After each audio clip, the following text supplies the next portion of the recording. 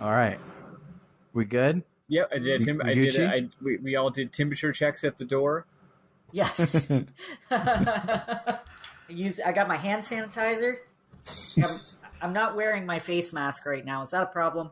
Just make sure that none of your droplets expectorate into the microphone through the internet and come to me. Yeah.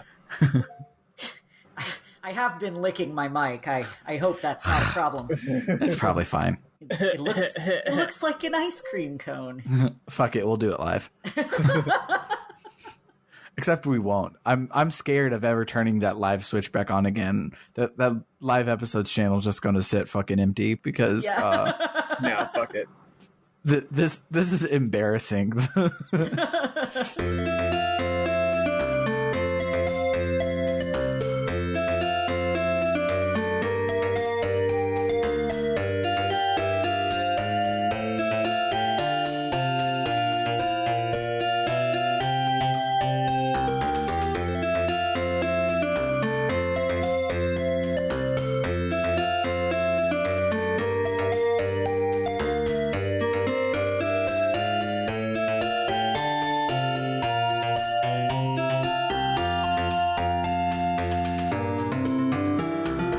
Welcome to RPG Book Club, the podcast where we play a little bit of a video game and talk about how it makes us feel. I am Sam Allman. I'm Elias Sailor Eli Warren.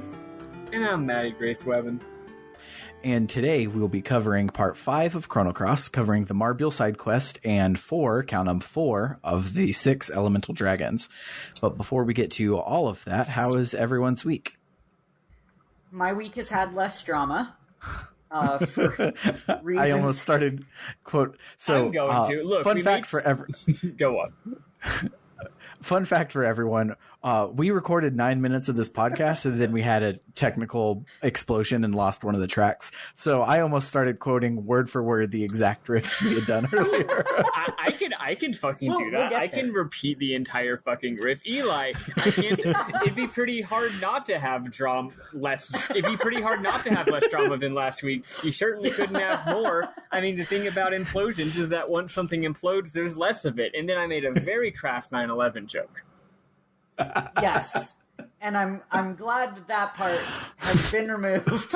No one, it will never hear the light of be listened to by the light of day. I don't know how this works. What are we Are we on old time radio? I'm not sure what's going on. Was my internet messing up all secretly? Did Eli secretly sabotage my computer so that we wouldn't get canceled when this episode went live? No, dude. It was a 9/11 joke. It's the Patriot Act. The NSA did it. Oh shit, she's on to us. So the main drama that I've had is that I apparently have too much blood and I need to get it out of me, because testosterone has a side effect of creating too much hemoglobin. And I've had a hell of a time making an appointment with the local vampire, which means I need my own personal vampire. I will be holding auditions, preferably hot vampire, but I'll take what I can get. My own private vampire. That's a movie. Yeah. Oh my god, yeah. You're right. I'm doing it. Let's be honest. That's a shoujo manga. Well, I'm referencing the movie My Own Private Idaho, but I can't do a more elaborate riff because I haven't seen the movie. I just know there's a movie called that. I've never even heard of that movie. I've never heard of it either. And I was talking to my manager the other day about it, I was talking to him about all the drama. He was like, well, there's an upside to everything that's happened recently. You haven't been stabbed, right? And I'm like, you're right. I haven't been stabbed. Things are really looking up for me this year. And then I told him about the issue of, I've got too much blood and I need it out of me. And he goes, oh, well, maybe you should get stabbed. Yeah. Whenever you say hemoglobin, it just makes me be like, hemoglobin, globin.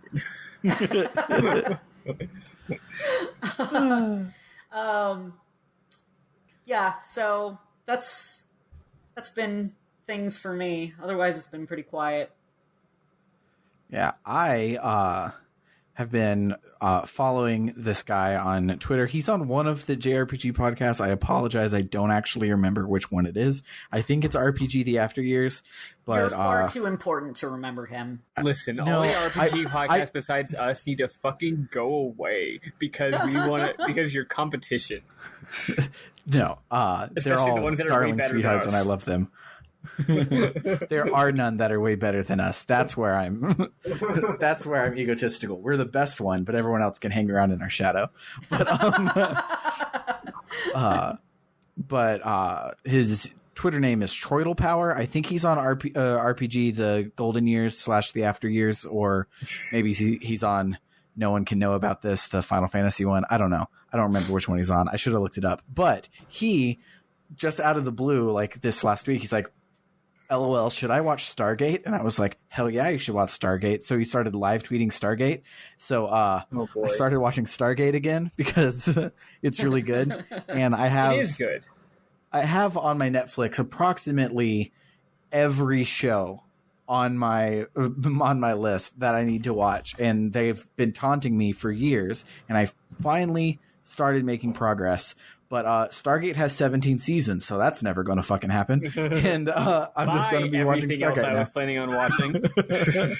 Yeah, and I also found through Troidal Power, because he found it, there is a podcast called There's No Place Like Terra that every week they do like a it's not like a lined up commentary track, but they do like a live like reaction sort of thing. One person has watched the show a bajillion times. One person has never ever watched it, and they're both of them are girls, and girls are the best podcasters. No offense to Eli, but Maddie's better than us because she's a girl. But yeah, so that podcast is really cool, and I really like it. I should add. Otherwise, that's basically all she's got going for her. Yeah, I don't mean thank that. Goodness. Also, I want to say, why I did it. I want to just say, Troidal Power is a fantastic Twitter handle. Yeah, everyone should follow him and read his Stargate reactions, and then watch Stargate. I get like Turtle Power, but what's is the guy's name Troy? Is that what it is, or is it like a pun that I don't get? I would assume. I literally have no idea. Okay. Is it like Troy Cadle Power, where it's like What If Ninja Turtles, but instead it was 3 horses and they were in Siberia? That's a deep cut. Yeah, okay, you like it. Yeah, no, I know what you're. I was expecting no one to get it. Nope. I know things and stuff sometimes. And I studied Russian for a year. Oh, I didn't know that. There you go. See? There were 2 languages offered in my college, Spanish and Russian. And the reason for that is that the Spanish teacher was also the Russian teacher. That slaps. Yeah, he was pretty cool. He was married to a Ukrainian woman, and she was awesome. Yeah, I have no idea. I went to his personal website, and it is just branded Troidal Power. So if you like him, you can go check him out on Twitter. He's great. But yeah, so I started Stargate over, and I also unpacked the last box for my office, at least. I'm sure there's one like hidden or away somewhere. But the house is not just a pile of random boxes anymore, and that's always a great feeling. And the last thing I did was about an hour ago, I went to a Dairy Queen that wasn't in Texas, and it was weird. Was it? How was it? I used to go exclusively to Dairy Queens that were not in Texas. Yeah, so where I come from, it is Dairy Queen Treats and Eats, and it is a burger joint, and everything is Texas themed. So coming to a Dairy Queen not in Texas, and it just being called Dairy Queen's Treats, already my mind was blown. Wait, is the sign no longer Texas shaped? It is not Texas shaped. What the Christ? When I first came down here, like very early on to living in Texas, and Ken wanted to get food somewhere and mentioned Dairy Queen. I'm like, Dairy Queen only has ice cream. What are you talking about? and then I learned the error of my ways. But also, Dairy Queen not ice cream is not great. IMO. Disagree. Have you had the steak finger basket? Steak finger basket, the Jalitos Ranch Hunger Buster, the chicken finger basket. I had a chicken finger basket fries, the other day. Their fries rule. Their gravy is great. Yeah. Their gravy is great. Their toast is good. I don't like white gravy. We see that's the problem. Y'all, I miss Dairy Queen. Southern. God fucking damn it. I grew up north of the Mason-Dixon line. I'm like officially a northerner. It's weird. You're weird. Damn Yankee. Living in the northmost state of the United States, think that you're weird for being born above the Mason-Dixon. So I'm really glad that you took the conversation in this direction, Sam, because it turns out there's Dairy Queens in the Bay Area. They're probably so. I definitely thought they were regional. Now they're not nearby here, but there is one in Concord, and occasionally I have reason to go to Concord.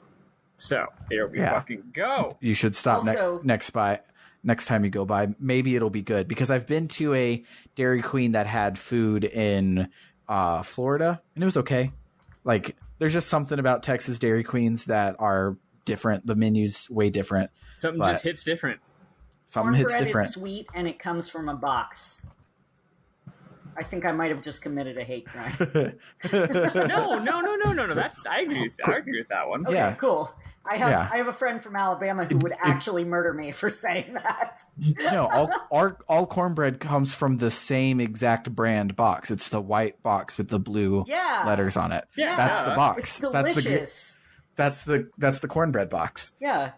I'm now seeing that there's a Dairy Queen right off the highway on the road I used to drive a year and a half ago, back when I was dating a certain person, when I would drive up to like 2 hours to hang out with her. There's a Dairy Queen on that route. I've made some mistakes in my life, folks. I've got some regrets.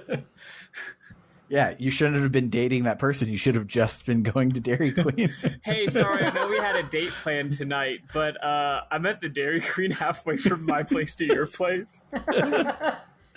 We could have gone to a date. We could have gone on a date at the Dairy Queen.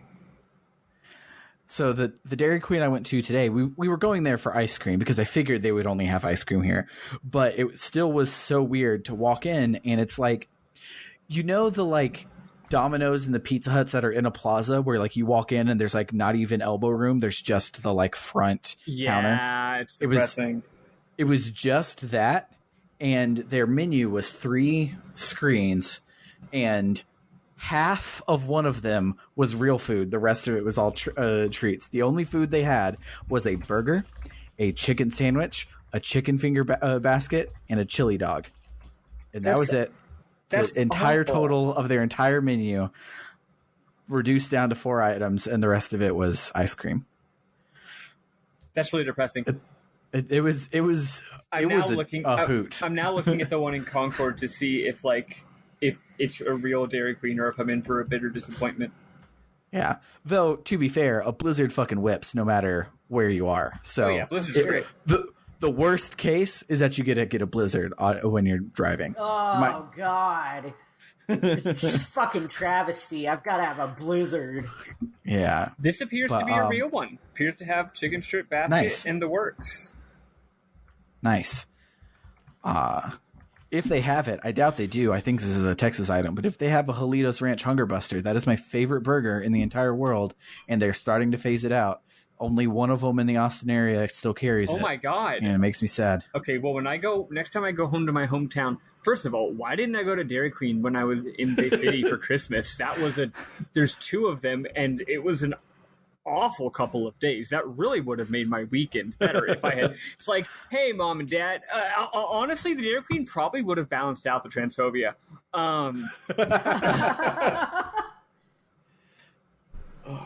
Dairy Queen's good, guys. This is now a Dairy Queen podcast.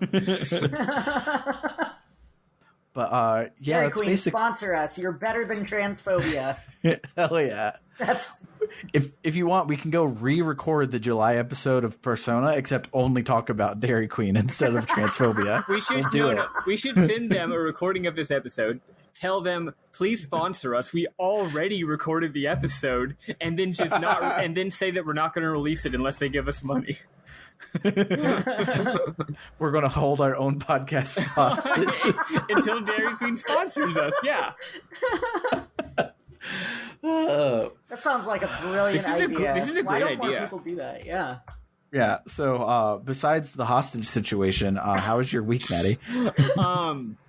Pretty simple. I don't even know. There's a heat wave in the Bay Area right now. It's about, what does my thermostat say? Still 99. And that's like literally in my room, right? 99. It was like 103, 104 earlier. Anyway, so that happened, and that's annoying. I started doing a little bit of music composition. I don't even know what happened in my life. Probably nothing. And no, here we go. There we go. One big important thing. I dyed my hair. And I looked fucking hot. I dyed it black. I used a cheap box dye, but I'd never done it before, so it was really, really scary. I have had my hair dyed one time, but I didn't do it myself. I had a friend who was very knowledgeable do it. So yeah, I did it in the fucking bathroom, and halfway through, I was like, oh god, I'm fucking this up. And I started panicking, but I was like, all I can do is just keep going. I'm literally halfway through. This shit is on my head. It's on my hands. Like, I have to just keep going, right? So I'm like freaking out, and I'm like, oh god. I put paper towels all up on the sink so that I wouldn't get anything on it. And it turned out I didn't get a single drop of dye on the paper towels, but I did get dye everywhere else in the bathroom. But anyway, it looks really good. I have posted a pic on Twitter. You can go on there to see it.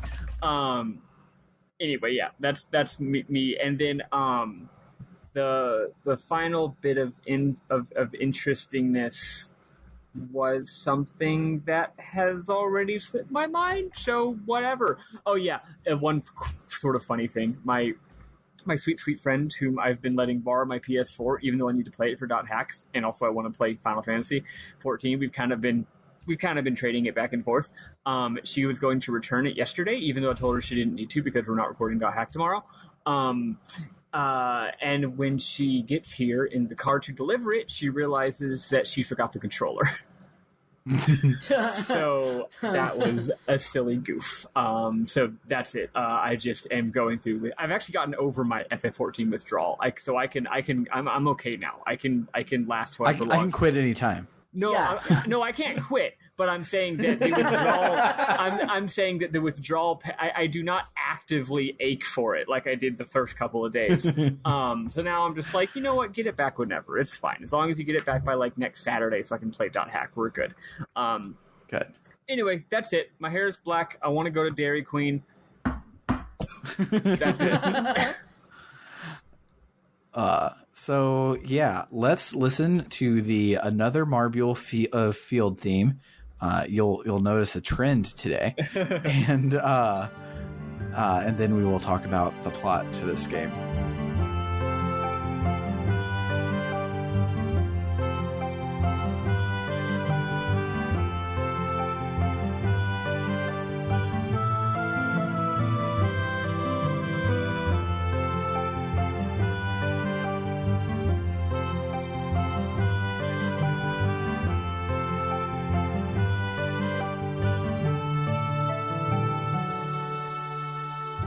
So when Harley last left our hero, we were tasked with finding the 6 relics of the 6 dragons and using them to somehow get into the Sea of Eden to stop Lynx from getting the frozen flame in our body. So this week we do part of that.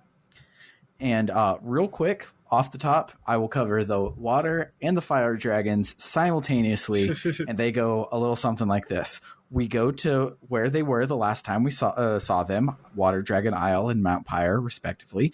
And then they ask us, what do you seek? We tell them we seek the power of dragons, and they say, then face my trial, and we fight them. The fire dragon, being a cute little guy, says it cuter and more like... I can tell when characters were written with the Osaka accent, and the fire dragon definitely was. I can tell that's what his Japanese was underneath. He's a little smart mouth. And it's cute. That's it. The fire dragon's boss fight had 2 phases, And the big phase was mean because he had a counter for blue attack spells, which I did not catch on to until he burned all of my revives and I died. And I felt dumb as shit.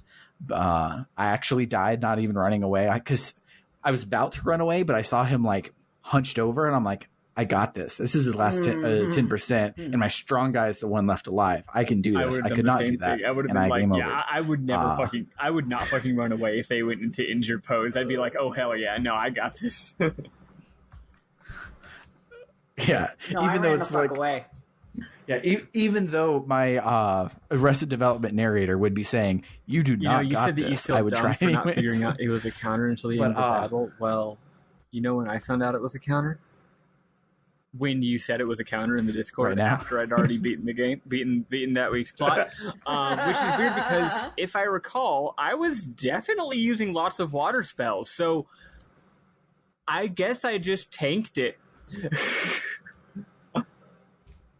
Yeah, his counter doesn't hurt that bad, so it's not a big deal if you do it. But if you were specifically trying to like go out of your way to set up Frog Prince using attack spells, you would be fighting a losing battle. I think what happened was I probably just like after I tried to set up Frog once or twice, I probably just like gave up and was like, fuck it, and then just fought in normal style. Probably so.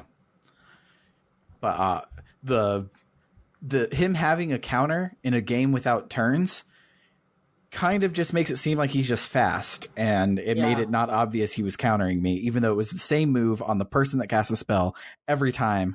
I didn't notice. Eli didn't notice. Yeah, so that was the fire dragon. Maddy, what were the mechanics of the water dragon? Because I did it last, so I was over leveled, so I killed it while setting up just like trying to decide what elements I wanted to do. Yeah, so that's the neat thing about this week is that we have to kill 6 dragons, but because you can do them all at the same time, they're all at the same level. And because of this game's level capping system, basically whichever one you fight first is hard, right? So for me, the water one was hard. I don't actually remember its mechanics, really. It was just really hard.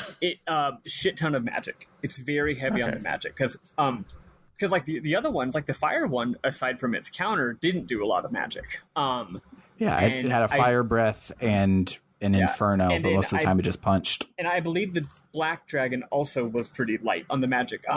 The water one was just like magic. And they were all, it had like 3 water spells, like a weak one, a medium one, and like a really fucking strong one. And when I first started fighting it, I had, my party was Lynx, who was black, and then someone who was blue, and then someone who was red. And as we talked last time, what's interesting about the red is that you're twice as strong against them, but they're also twice as strong against you. And sometimes you want to do that because you want to be offensive and you're going to be okay. In this case, I wasn't able to swing it, so I swapped out for double blue.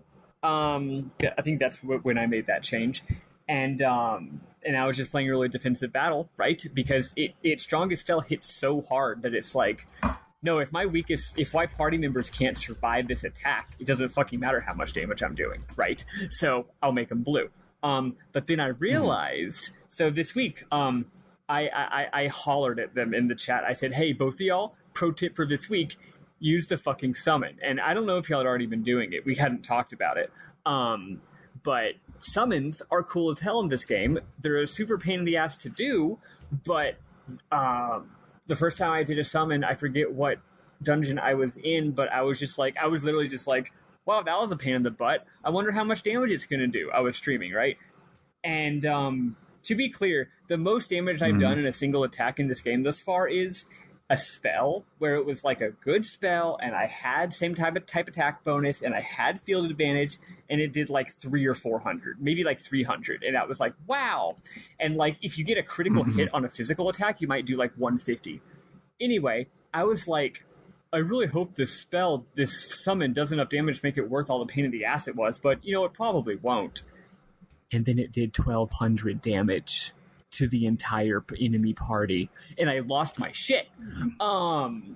So it's really, really, really powerful. But anyway, the point is, fighting the blue dragon, I realized, wait a second, I'm blue. It's blue. It can't interrupt my color spells with its own color spells because they're also blue. So it became stupendously easy to set up the summon, and it still did 500 against a boss that was the same color. Now, I still had to beat the rest of it. It still had a lot more health after that, but I opened up the battle with that. But this guy did take me like 3 tries. So on my 3rd try, I was all decked out, and I led with the summon, and then I played really defensively, and then I managed to beat him. So that was the blue dragon. Yeah. The earth dragon is tucked away in that dungeon that felt like an optional side quest, and Maddy was like, LOL, no, that's our quest 2 weeks from now. Here we are 2 weeks from now doing this quest. So the Earth Dragon Isle has a big old pile of quicksand, and everyone's there. It's like, our readings say that there's a cave underneath us, but how do we get there? And we, being dumb as shit, just walk into the quicksand. And there's even a little cutscene where everyone's like, why'd that guy do that? What a fucking idiot.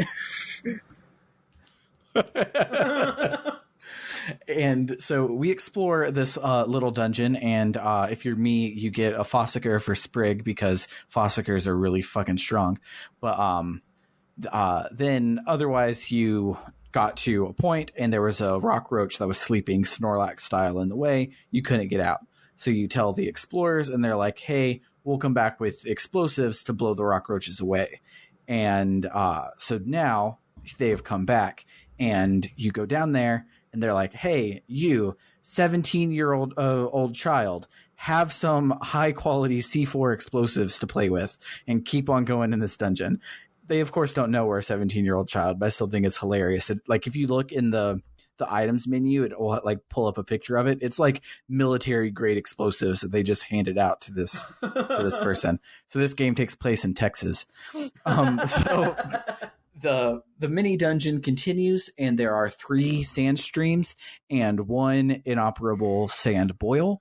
The puzzle is defeating the rock roaches, knocking them while they're in their rock form into the sand streams. The sand boil activates again, and you can make it to the bottom. And not a single sand shrew.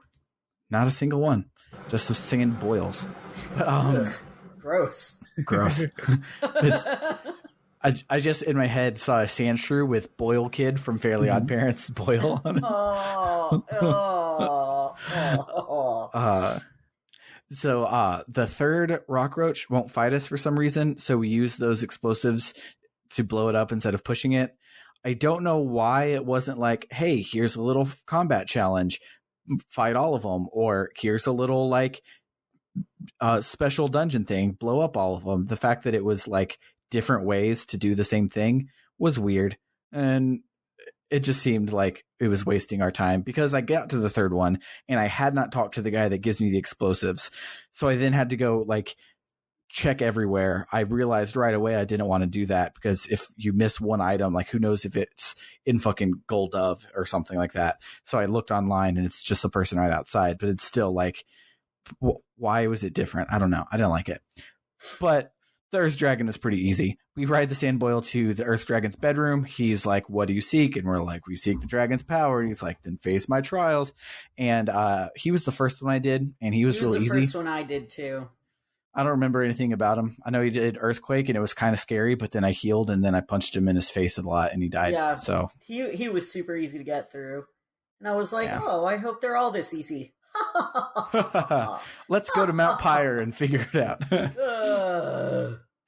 So that was our 3 main dragons of the week. So now we can talk about the meat of this week's content. And so I wrote this note before I heard everyone else talk about it.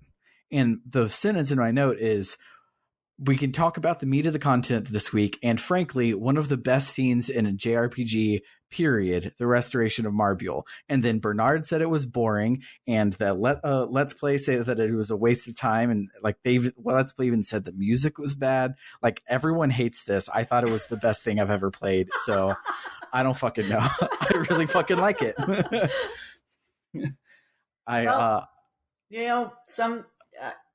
some people have different opinions, and that's okay. Yeah, I'm excited to hear you guys say like, Sam, Jesus Christ, it's not that good. Shut the fuck up here in a couple seconds. I think that it's fucking hilarious. The fact that, okay, if it was half as long and half as awful, but because it is like probably by far the longest interactive sequence in the entire game, it is 12 minutes of cutscene. Christ. Yeah, like even in like 2 weeks when we get to like crazy plot twists happening, like I don't even know if we're gonna have any sequences that long, like in between actually getting to play the game. It's so over the top. It uses so many bespoke assets, and it is just astronomically stupid. But especially when you put it in the context of like FF6's opera scene and FF9's incredible theatrical opening scene, which goes on for a very long time, and like other similar things where you're watching a thing happen contextually in the game, like some kind of performance or some kind of I guess some kind of performance or some kind of art is happening diegetically, and we're just, beholding it as characters. In the context of that, of which there was quite a bit in that era of JRPGs, for them just to go all out on it and make it optional, I have nothing but respect for it, and I was just like kicking myself with laughter the entire time. I had love a really it. fun time joking with my RP partner from Final Fantasy about how this guy and this mermaid are joking, or they talk like Urianger from Final Fantasy 14. And also, I think this guy is going to fuck this mermaid. Oh, he does. And they have two kids, as we're about to find out. Right. Yeah. Like, I'm joking about this with her, and then he ends it with, "Come, my maiden, come." And then it fades to black, and I'm like, oh yeah, he fucking banged that fish lady. They fucking fucked. Yeah. They did. But we should probably back up a little bit and remind people what the actual... We should remind people, first of all, what the context is of this, aka what we did last time. And then, we should remind people of what this all is, especially if they didn't even, get Nikki, like me, for example. Yeah, so let's go back to the beginning, as Hilary Duff would say. Before the mermaid fucking happens. Yes. So... what was the start of all this? When did the cogs of fate begin to turn? So when we started playing this week, we were actually 2/3 done with this quest. If you got Uranus already, you were about 2/3 done with it. Not in gameplay time, because as we are about to find out, this next part is 12 minutes of cutscene. But of things you have to do, we're about 2/3 done with it. And so I'm going to go over it briefly from the beginning, because I don't remember what all we covered or glossed over or what. So yeah, just go over it. It's fine. Yeah. So in Homeworld, the beast city of Marbule is a ghost town. There are actual ghosts roaming everywhere. The white folks that up from Guardia came in, colonized the shit out of El Nido, forced the demi-humans to live in Marbule. Then Marbule got all ghosty approximately 10 years ago, just like everything. And so they had nowhere else to run except to the service industry. They all work on the SS Zelbess, a cruise liner for the asshole Homeworld version of Fargo. During our NPC dungeon, where we got trapped on the Delbess, we ran into Uranus, who wants to restore Marbule to its former glory. But to do that, she needs the ancient song of her people. It should be noted that she is a demi-human. Yes, she's a mermaid. Walking, talking mermaid. Yeah, so she's a demi-human. Fargo is a human. Just thought that should be clarified. Yes. So to restore Marbule to its former glory, she needs the ancient song of her people, which she can't perform anymore because she's lost her singing voice. And a mermaid without a singing voice just is one of the most tragic. You could just say it's almost like For Sale Baby Shoes Never Worn. It's like a mermaid without her singing voice. It's just like, aw.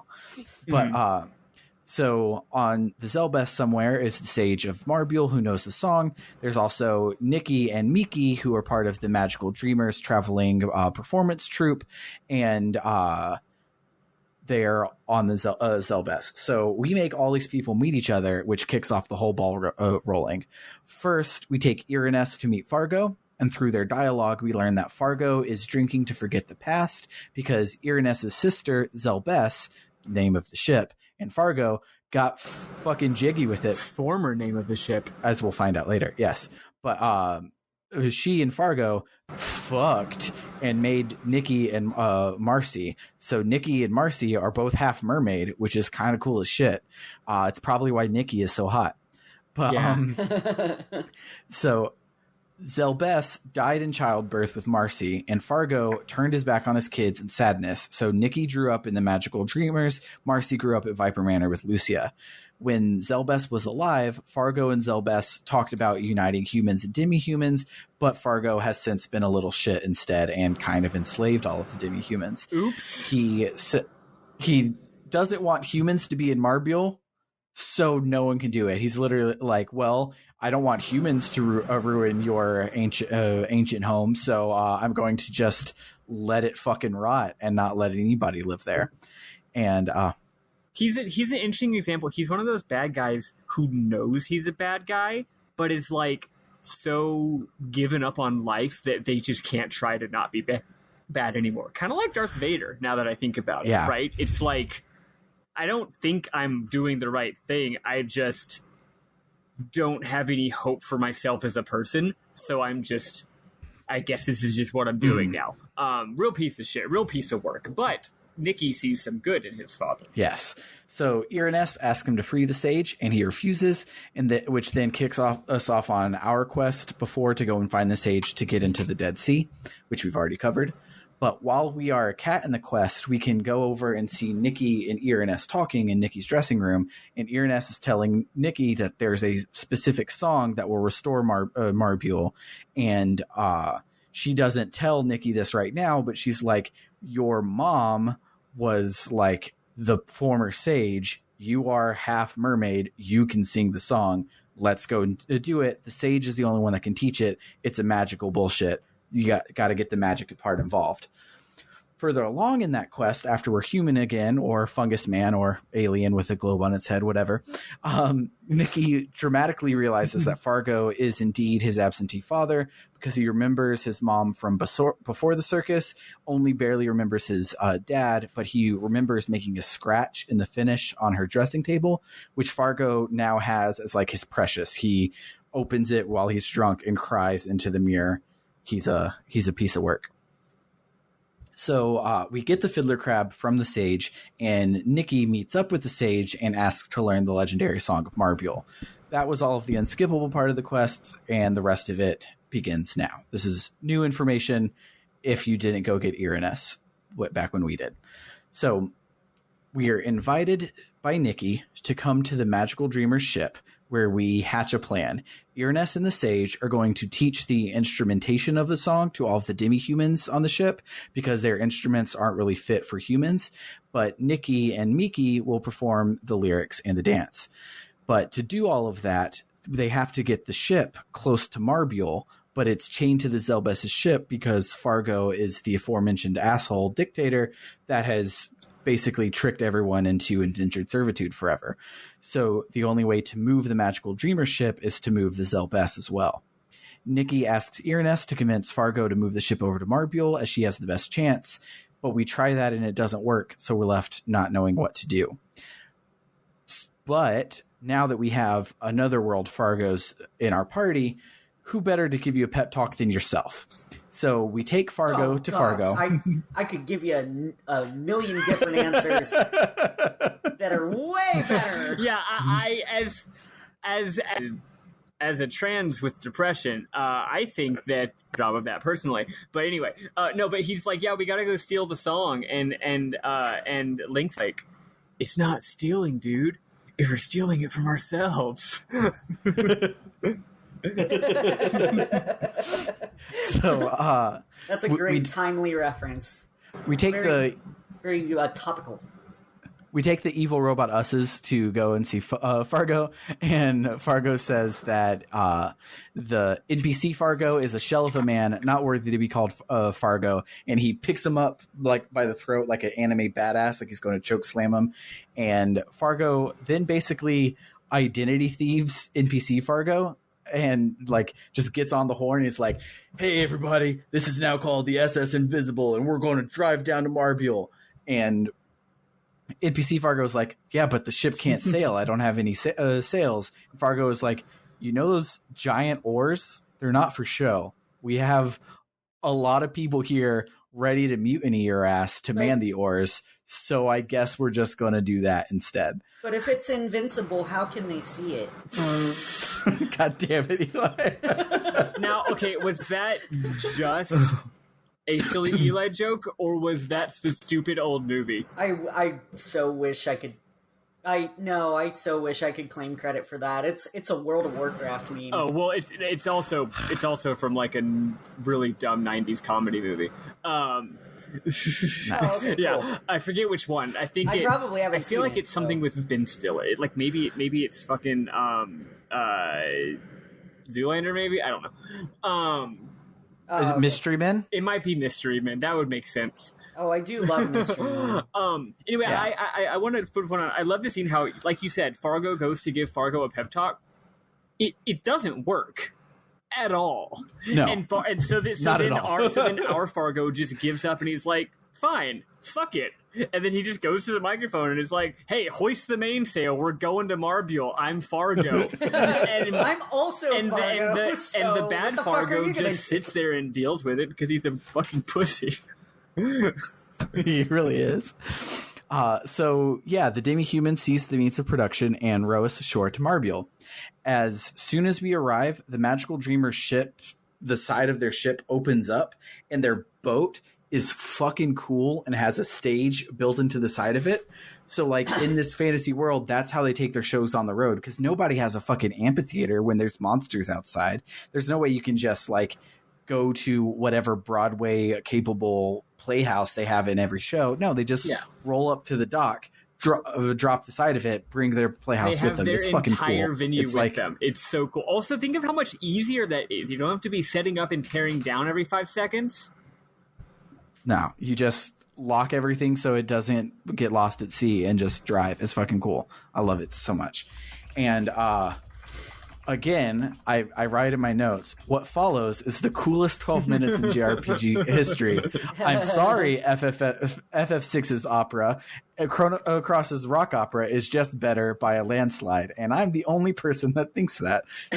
Sound off in the comments if you're on my side. But, hey, I will say this for Chrono Cross over Final Fantasy VI.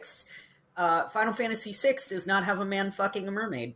Yeah, exactly. So, it also doesn't have elaborate darn it, what do you call when the people are flying on the stage because they're on ropes? Rigging work. Acrobatics? Wire. Something? I don't know. I know what you mean, but I can't think of the word right now. Yeah. But yeah, they don't have that. But Final Fantasy VI does have an octopus that tries to fuck all of your female party members, so I think it evens out in the end. Yeah, you're right. But, that is a good point. So the play starts, and Nikki is tied to the mast of his ship like a damn crucifix, left to die. He comes to, and he says that he's at the grave of the narwhal, and then the Powerpuff Girls, the goddesses from Hyrule, a red, blue, and green fairy come in and save him from the crucifix. Their names are Flora, Fauna, and Merryweather. And Wait, is that actually their names, or was that one? Or was that also a joke? That's also Sleeping Beauty. That's Sleeping Beauty. Yeah. Yes. Oh, I don't remember the names of the things in Sleeping Beauty. Okay. Okay. But, so Nikki laments being all alone, and then Miki, the red fairy, comes to talk to him. Nikki is all sorts of, you saved me, I loved you. And Mickey is like, dude, it's just normal to help people. Like, what the fuck? What's your situation? And Nikki's like, dude, I'm emo as shit. I can't tell you. And Mickey's like, oh, okay. He's like, but alas. And he just goes off and tells her her whole life story anyways. And so it fades out. We don't get to see what the story was, and it comes back up. And she's like, "Wow, fuck, that's dark. Your life really fucking sucks." She makes him stop sharing the story. Like she starts off saying like, "I want to hear your story," and he's like, "No, you wouldn't want to hear it. It's too depressing." And then like presumably he's told part of it, and then she's like, "I'm gonna stop you right there. You were right. This is way too depressing." Stop! He's already dead. And she's like, "Wow, your life really sucks. It seems like you don't have any like happy times. So like, what's your favorite song?" And Nikki's like, "What the fuck is a song?" Mickey's like, "Dude, music rules. How the hell do you cope with 2020 without music?" And Nikki is like, "Easy. I just don't laugh or cry or have any emotions at all." And Mickey's like, "That's called depression. You should probably work through that." And Mickey's like, "Well, here's the song of my people. Sing it for me." And Nikki's like, "I can't." So Mickey's like, "Well, see ya. Come back when you can." So then Nikki practices the song on the guitar and is real bad at it. So then Bubbles and Buttercup come up to tell him that music isn't about the technique, but about the emotions, and that the instruments tell the words that your hearts cannot express. So he keeps trying, and every time he plays the riff is like cleaner, and it also has more of the backup instruments to like imply that he's getting better and better at it, until he finally gets it, and then the song kicks in. And the song is a fucking bop. Holy shit. Love this song. It's a great song. Favorite one on the OST. It's like the second. It's like I think it's the second and I guess only other use of an electric guitar on this largely understated soundtrack instrumentally. Yeah. Yeah. It's good. It's the another Marbule's field track, but with the clarinet. I think it is clarinet or oboe or woodwind of some sort replaced with electric guitar, and it makes it really fucking good. Yeah. So and it's in halftime. Yeah. It's phrased all different. Yeah, it's good. It's good as shit. So Miki comes back and she sings with the guitar, and it's super magical. And she's like, "Hey, always remember this song and remember this moment whenever you're feeling down, and it'll get you through the bad times." And he's like, "Because of you, I now see that there's music and beauty in everything, and that everything is thoughts and feelings. Now instead of just being a depressed emo, I'm a emo poetic kid, and I'm about to blow up MySpace with all of my poetry." And he goes, "But I have to leave. I'm a wanted man, and if my pursuers come here to find me, they'll destroy your paradise. So come with me." No, she goes, "So I have to leave." And she goes, "Well, let me come with you." And he's like, "There's war everywhere. Like, shit sucks out there. Stay in your paradise." And she says, "Having peace while the world is at war is a selfishness. So instead, we will share our love with the world, unite nature and human folk, and then and only then will they return to the land of the fairies." The credits roll. Everyone applauds. 12 minutes have passed. So back in NPC Fargo's room, it turns out that this is the story of Fargo and Zelbess. She had taught him the song, and when she died, he gave up music, hardened his heart, and tried to be a hard-ass pirate man when he should have realized that what he wanted was in front of him all along via his kids. Our Fargo. Classic family movie. Also relevant to the movie that we referenced earlier. Yeah, that's true. Yes. So our Fargo remembers Zelbess, and he does the trope that I love so much. I didn't even know that he had. I was flipping out. I didn't even know that he had a big ass sword that he swore he would never use again. But he did, and he swore to Zelbess he would never use it again, and now he's going to use it again, and it's his 7th level tech, and I got so excited. When I read this, I'm like, "Oh my god!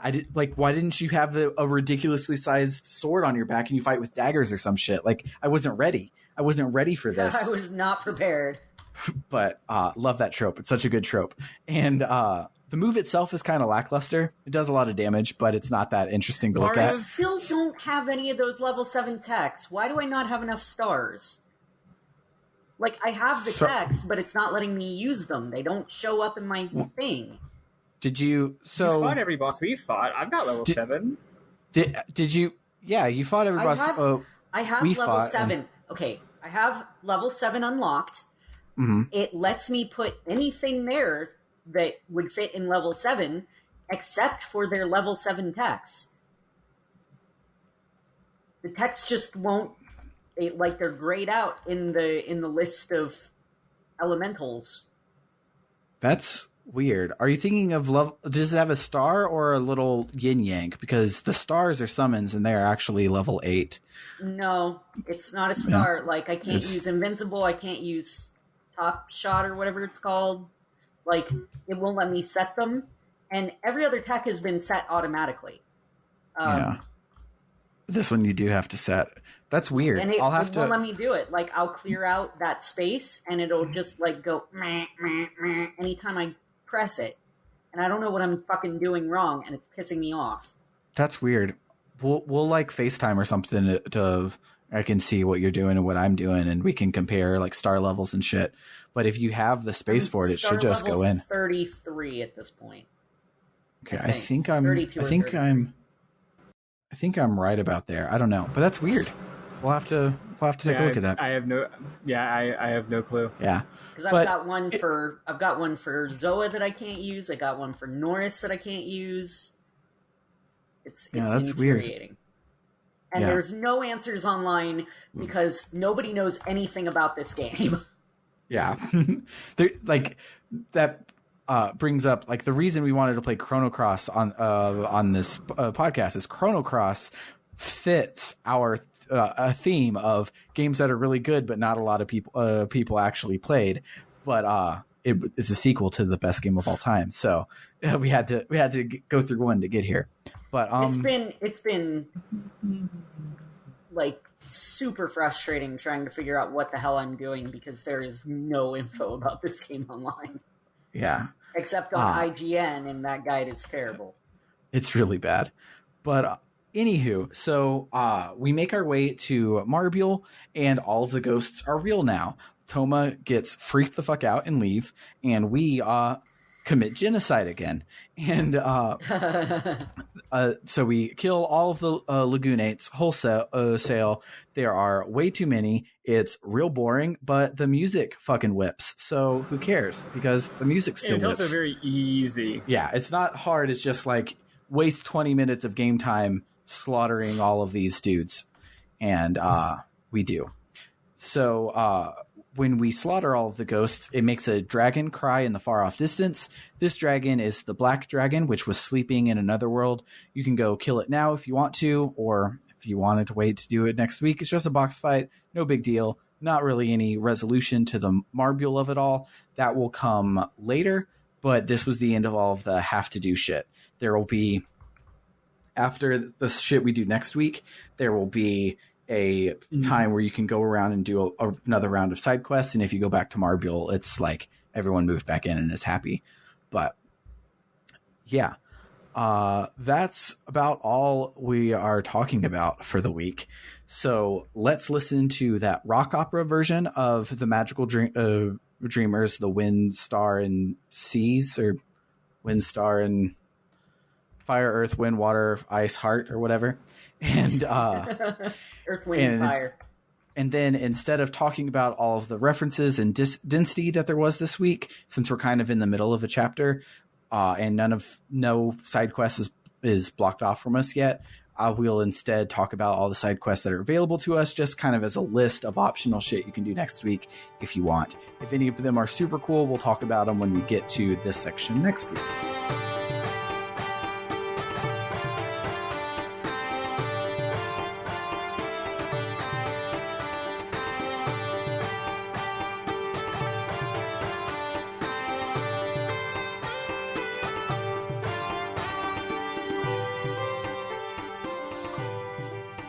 So this week, or next week, you can bring Norris and Karsh to another Viper Manor to get some black story on Glenn, Dario, and Karsh's childhood. You get to see basically everyone from Termina as babbies, which is super worth it. You get Karsh's level 7 tech, and then if you, after that, take Riddell to this tiny little island that doesn't look like you can land there. That's on the northeast of the big island. You will get the second half of that flashback and an ultimate weapon for Surge. There is technically one stronger weapon, but this one has a higher crit chance, and therefore it does more damage overall.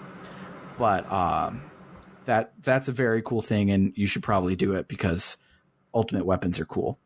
So you then can go to another Goldove to recruit Orlha. She doesn't join your party. She doesn't trust that you're actually Surge. So you do her little quest thing, and she's like, okay, well, here's a thing of mine that you can bring back and prove to me that you're actually a Surge once you get your body back, and I'll know that like we're chill. And it's weird, but you see her stand up to Poor, which is really cool.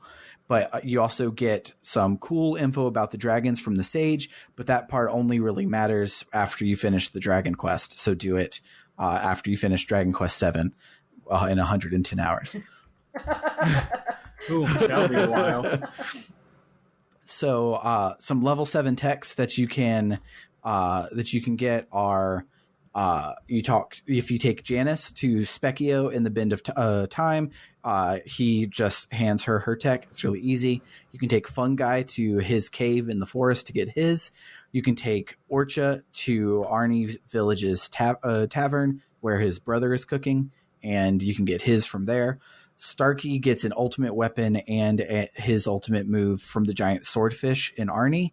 And then I think that's it, but you also can go to the Earth Dragon's hideout, but in another world, and fight a hidden boss there that has a really good accessory that like adds like 20% to your fucking attack power. It's ridiculous. But I think that's it. I just was looking over a list. I might have missed one. If we see anything cool, we'll talk about it. So I do have one. This was actually possible last week. I just, or maybe even before that. It's been possible for a while. I just kept forgetting to mention it. Did either of y'all go to the area that is a very explicit Chrono Trigger reference by clicking on a place on the world map that doesn't light up? Oh yeah, I just talked about it as if we had spoke about it before, but I don't remember if we did. Eli, did you find the End of Time? Nope. Okay, so there's a tiny island that has like a black hole in the middle of it that you can't do anything with it. It doesn't look like you can land there, but you can. And if you land there, you go to the goddamn, you click on it. You just click on it. And you go to the goddamn End of Time. And Specchio is there. It doesn't say he's Specchio until you beat the game for the third time and fight him as Specchio. But there's a little blob thing there that will talk to you, and he's like, hey, there are spaces all around me, these pillars of light that will basically just throw random battles at you so you can grind, since you can't really grind in this game. The main thing you would go to grind for is materials or Sprig's forms. You probably won't ever need to use it, but it's cool to see like a PSX version of a place that's explicitly from Chrono Trigger. So anyway, the thing with this is, I think the way that he says it, the way the character says it, it's like these are perhaps missable enemies. Yes, like enemies that for whatever reason or another you can't go back. Like for example, the Dead Sea, right? Mm-hmm. Would have had missable enemies. I didn't explore enough to know if that's to verify that, but that's what the dialogue implies. It has missable enemies as well as other enemies. It's not strictly missables. Like. Gotcha. I went to the one that's supposed to include the Van Gogh dimension because I wanted to get Total Chaos for Sprig, and it never came up. You would hope it would give you mostly the missables with like other stuff thrown in, but I was fighting Komodo dragons for like 3 hours trying to get a Total Chaos. Yeah, you pretty much don't need to use it. What you can do is go in and just unload fucking summons at them, because when you kill things with a summon, you get Shiny Dew, and Shiny Dew is high-end equipment material, and you can farm that sort of stuff. But other than that, it's just it's mostly it's just that the graphics and the music are nice. That's pretty much it. Yeah, if we were playing New Game Plus, you could fight Ozzy / and Flea there. Oh, no way. But yeah, they're a New Game Plus only boss. And if you then beat the game again after New Game Plus, you can run around the room the number of times that Specchio has in his head to fight Specchio, who is the super boss of this game. Because of course he is. I had no idea. Yeah, but every time I've replayed this game, it's always been a long enough time since last time I played it that I no longer have my save because I'm like playing on a different console or something. Yeah. Which is why I've never done New Game Plus. Me neither. I just know this because I've been looking stuff up as we go. Right. Yeah. Yeah, so that's about it for this section. So now let's listen to a kick-ass live version of the Wind, Stars, and Waves that Miss Suda played like 6 months ago for the 20th anniversary concert, because we need to hear the song 3 times this week. And let's do that now.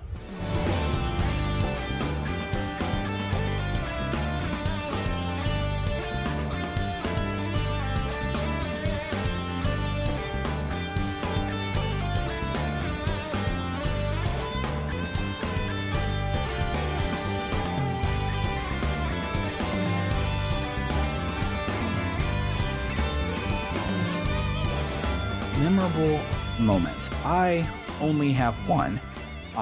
In the opera, there's a line where Fargo, spoilers, and I'm going to call them by the character names. Fargo is like, "Hey, I can't do music." And Zelbes's response is, "Cannot is different than will not," which I thought was a cool line. But that's the only one I had because there wasn't a lot going on this week. What about you guys? So I had a couple that I just thought were kind of funny. The first one is I think he was in the Earth Dragon's lair, and I think it was the Earth Dragon's lair. And he's apparently doing some research or something. And I went and talked to him, and he got all mad at me for interrupting his research. And then he goes, "So anyway, do you want to hear about what I found out?" And I just went, "Nope." And he's like, "You interrupted me, and then you don't even want to hear me. You don't even want to hear me tell you about what I found. You suck." And I was just like, "That is hilarious." Even better if you tell him, yes, he but thou mustn't you, and he's like, "Okay, but it's really long. Like I can talk for hours. Are you sure you want to listen to it?" You say yes, and then you can listen to it, and he tells you how to do the dungeon. Oh, I didn't know I was in this game. Yeah.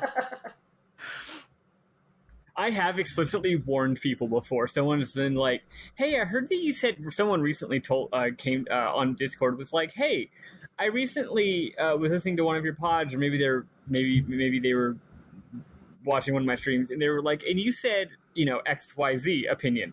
And they're like, "What do you mean by that? I would really like you to elaborate on that." And I was like, "No, you don't."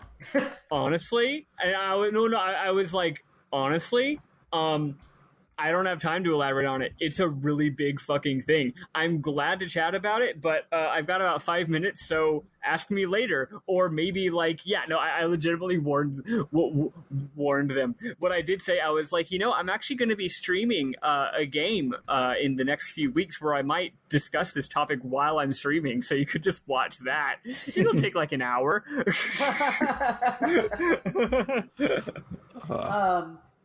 And then Fargo, when he's talking to his other self, he says at one point, or at the end of it, he says, "So long, Fargo. I've come to me senses. It's about time you did." And I just imagined when he said that, him just turning and pushing the home Fargo out the window. Just like, "You suck. Go away." Home Fargo really does suck, and I'm glad that the end of his story is not redemption. It's just he just has to live with his shit, and people just move on without him, and it's good. Love when people don't get redemption that don't deserve it. Yeah, I know, it's wild. Actually, you know what? It reminds me of we haven't referenced Homestuck this week. It reminds me of a part. It reminds me of chapter 6 of Homestuck when Cool Vriska is back, and I forget what happens, but she flies off to some time bubble, and someone else, maybe Terezi or someone, is like, where are you going? And she's like, I have a really, really important business to take care of. And she's like, what is it? And she goes, the other version of me is being a fucking loser. And then she runs off. And then she runs off to go kick her own ass because she's fucking embarrassing herself. Yep. That's what happened this week. Do you have any more, Eli? No, I'm good. What about you, Maddy? I have a small number, one poignant line. A few weeks ago, when we were in the Cleft of Dimension, Sprig... Oh, I say Cleft of Dimension instead of Dimensional Vortex because that's the way that that song on the soundtrack is translated in one version. So when you're in the Cleft of Dimension, Sprig has that line about how anything, even the most important thing in the world, can be taken from you at a moment's notice. And this week, Fargo, I forget which one it is. I think it might actually be Bad Fargo. But anyway, some Fargo has a little come to Jesus moment and has a nice line where he says that he feels as if the one important thing has finally returned. And I thought that was a nice little bookend thematically because sometimes things go away and sometimes they come back. Anyway, in other news, I really like the 4 dragons we fought this week. I really think it's cute that 2 out of the 4, the blue and yellow, have literally identical dialogue. And the way they say it almost feels like it's like almost like a ritual, right? It's like, oh, the heroes come in to get the dragons. What do they give you? The relics. Relic, yeah. It's Dragon's like relics. like, oh, the hero came in to get the relic. I guess we got to say the thing, right? So you say the thing, but then the other 2 dragons are like, they're like, I don't know, I guess a little more mischievous, a little more cool. So they're like, fuck that, I'm not going to say the thing. So the red one, I bet the red one is, he's like, I know I'm supposed to say what dost thou desire, but instead the red dragon's like, he's like, hey, hey, get the fuck over here. What do you want? You know what I mean? He's like, I'll fuck you up, bitch. Yeah. And I think that's really cute. He gets his own dialogue. And then the black dragon, again, he probably wakes up and is like, oh god, fucking adventures. God, I gotta say the thing. I don't remember what dust. And then he's just like, look, I'm sleepy. You want to fight or what? Which is really cute. And we'll have to find out later if the green or white dragons do say the lines or whether they have their own little thing. Also, the dragons' designs are really good. They're real good. Also, finally, the last thing I want to mention is that on the fire dragon, once again, we saw the fire dragon a few weeks ago, right? First of all, we fought him, and he was super hard for me. But also in the background, after we fought this little guy, we saw, I don't think I knew that he was like the fire dragon. I thought maybe he was just like a fire dragon. And the reason you think that is because in the back... I thought he was going to be Draggy, because I knew you had a dragon right. party member. I thought that was Draggy. I didn't think that was the fire dragon. Yeah, but also in the background, you see this really, really, really fucking giant dragon, like chilling in the lava. And you're like, you figure, oh, that's the fire dragon. When you come back later, it turns out that the little buddy is the fire dragon, and that really big guy in the background, that enormous, like, polygonal monster, is just his pet salamander. And then after you beat Draggy, in the, not even in dialogue, but in the, each time you beat a dragon this week, you get a summon, a level 8 summon, so none of us can use them yet. But I bet they're going to be real good when we can, especially because I'll have more than one element of summon for once. Because right now all I have is blue. I would love to give, Lynx a summon. But anyway, the summon item you get as a reward for that battle on like the battle reward screen is just a summon called Salamander. And then when it goes back to the field screen, that entire polygonal model of the salamander is just gone. And there's not even a line of dialogue about like, cool, I'll give you my salamander. Like, it's just, I wouldn't have even noticed if my girlfriend in the chat hadn't commented on, hadn't been like, oh, lol, the salamander's gone because it's your summon now. I find that cute. Also, just a point of, I think this is more of a point of lore, but I think it should be noted. There's 6 dragons, but as we see this week, there are not 6 dragons per dimension, so they are some kind of cross-dimensional being. because of the dragons we fought. The red one and the black one were in another world, and the yellow one and blue one were in Homeworld. And interesting that when the dimensions split, the dragons didn't split. I don't know if it's going to be important, but I thought it was cool. That's it for me. Yeah, so the other thing, and I realize I forgot to follow up on this with you, Eli, prior to today, but we are about 3 to 4 episodes away from the end. So we need to announce the next game that we're playing and open the poll. Okay, so yeah, we have about 3 to 4 ish episodes of Chrono Cross left, which means that the polls are now open for our next game, which we forgot to decide until just now. So I just cut out us frantically deciding what our next block was going to be. You didn't have to tell them that. Yes, I do. You were editing this. You could have lied and said that we had this all organized ages ago, and we have this fancy spreadsheet. And I mean, I do have a fancy spreadsheet, but that didn't fucking help us. No, we were transparency, except for when somebody, won't say who, is making too edgy of jokes. But is it yeah, me? so the next Yes, Eli, you're so edgy and problematic all the time. Yes. I know. That's what I think of when I think of Eli. is cancelable. Yes. Yeah. Eli just lives in a string of heated gaming moments. I mean, that's never That's mind. true. Not gonna... That's true. He just isn't a racist, so it doesn't become a quote unquote heated gaming moment. You have literal heated gaming moments, but not the jokey kind where that just means saying Yeah. Hope not. So No, yeah, so no, like I don't No, I know. like. Hey, yeah, no, I'm not even gonna. So the theme of this block, and frankly, here's the deal: Square Enix is canceled. Enix Interactive. All versions of Square and Enix and Squaresoft and everything is on moratorium. So I'm telling you right now, do not vote for Final Fantasy X-2 for Best of the Rest. So we can keep this going for even longer.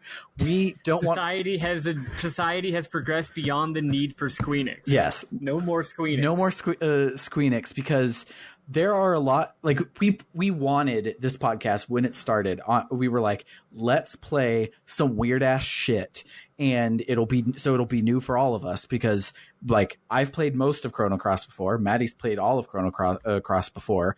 Like replaying games is nice, but like we want to start checking off things on our backlog. We can't do that if we keep fucking playing Square games, because Square has a lot of games. So we want to highlight a lot of non-Square RPGs, and so we're going to do that, starting off on a strong foot with 2 fairly like vanilla on the JRPG side of it, but anime is shit on every other side of it games. Both for the PlayStation 1, both available on wait, is Breath of Fire 4 available on PSN? I think it is.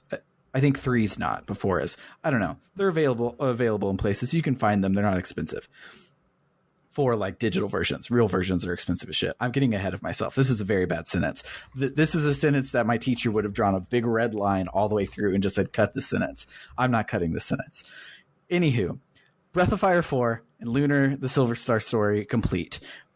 But also Lunar, the Silver Star Story complete is a remake of Lunar, the Silver Star, which is a pre-make of Lunar something for Game Boy Advance. So there are 3 versions of Lunar.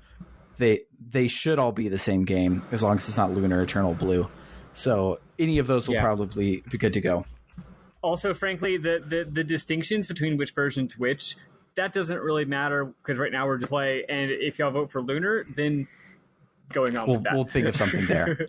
But yeah, Lunar the Silver Star in whatever form will be one of them. The other one will be Breath of Fire 4. And I've been trying to play both of them for a very long time. I actually have the manual for Lunar the Silver Star story complete right here on my desk. I don't know where I got it. I don't own the game, but I have the manual, and I've had it for a long time, and I don't want to ever throw it away. But I've been meaning to play these games for forever. They're probably really good. They should be fairly basic in the realm of JRPG, so Eli has a high chance of liking them, and I already have cooked my shoe ready to eat it because Eli's going to hate both of these games. Delicious shoe. Also, if I recall, so Breath of Fire, if you played the series, the first one especially is just like the most bog standard JRPG possible, and I don't mean that as a criticism. I mean, the game's dull, but like in a nice way. But anyway, Breath of Fire 4, so the point is it's a fantasy, right? You got dragons, you got magic. Now Lunar, unless I'm mistaken, based on, the title of it, it is science fiction? No, it is fantasy. The Lunar... There you go. Never mind. Yeah, the main thing is a big furry dragon like Neverending Story asks, so... Oh, okay. I think the fact that the subtitle has "Star" in it made me think about like Star Ocean or something. Yeah. I know nothing about this game. Okay, so it's also fantasy. Cool. Yeah, so fantasy, top down mostly JRPGs from the PlayStation era. It'll be lit as shit, fam. So go and vote. This means by Wednesday when I post this episode, I have to go and make the poll because as I just said, we remembered 20 seconds ago we had to do this. But yeah, go and vote. Also, thank Christ for once I haven't played either game. Yeah, and that's which is awesome. That's another important reason to stop playing Square games is Maddy's played all the goddamn Square games. Exactly. So we have a whole at least 1 year's worth of non-Square games planned. We would like to keep that up longer if possible. So don't vote for X2. But don't vote for 10-2, please.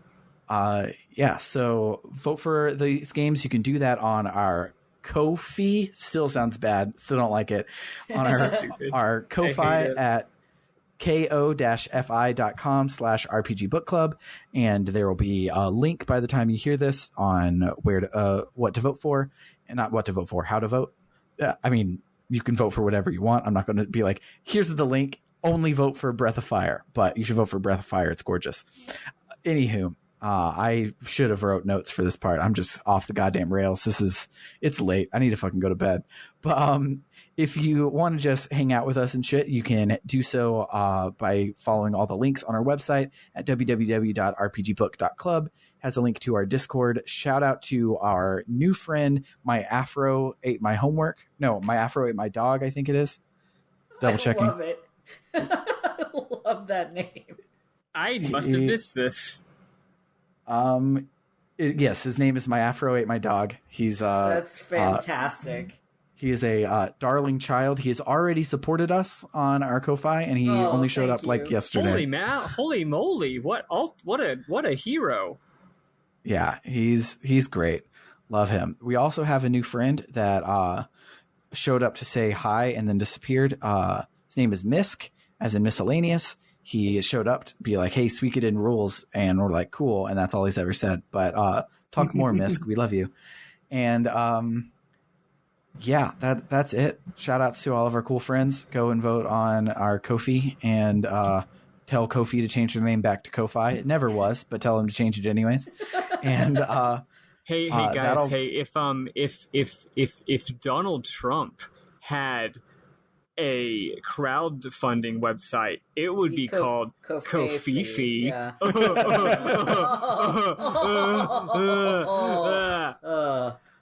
Hashtag resistance. Anywho, for RPG Book Club, I have been Sam Allman. Sam, we have one more thing. We have to. Where are we playing next week? We're playing to the disc change. When it says insert disc 2, you're done. Although I don't know if you can save at that point. So I guess if it says insert disc 2, you are already done, unless you haven't saved in a while. In which case, please remember to save your game. But the point is, we're stopping at disc 2. Yeah. If I'm remembering the the technology of the PlayStation, it kind of you have to save there. Yes, you have to save your game. But that might not be true. And if it's not true, save as soon as you can after the disc change, or as soon as you can before it, which doesn't make sense, but whatever. you know the fucking drill. Just do it. Yeah, we will stop talking. I do know that the disc change ends on like a what will happen to our heroes next time on Dragon Ball Z type moment. So it'll be really obvious where you stop. Great. But yeah, for RPG Book Club, I have been Sam Allman. I'm Elias Sailor Eli Warren. I'm Maddy.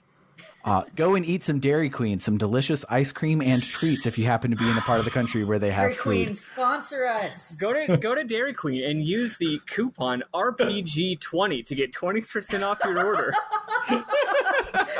And to really confuse fucking Dairy the Queen drive-thru guy. The drive-thru. Yeah. RPG 20. Yeah. I think this is our new bit. At least it is for my this is my new bit at least. I want to go to a Dairy Queen now and be like, excuse me, do you know who I am? I'm only on the preeminent Dairy Queen sponsored podcast, RPG Book Club. Bye guys. Goodbye. We're stupid.